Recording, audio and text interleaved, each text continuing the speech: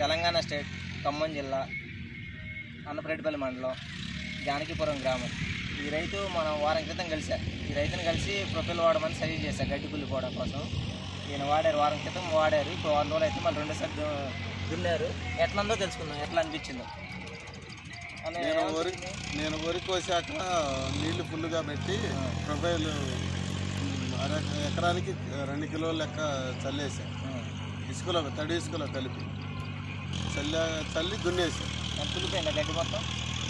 కుళ్ళిపోయి result 8 రోజులు అవుతుంది తల్లి. ఈ రోజు మళ్ళీ రెండోసారి దమ్ము చేశా.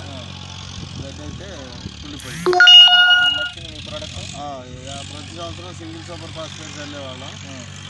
చల్లితే యావరేజ్గా కుళ్ళిపోతుండేది, కొంచెం లేట్గా అయినా.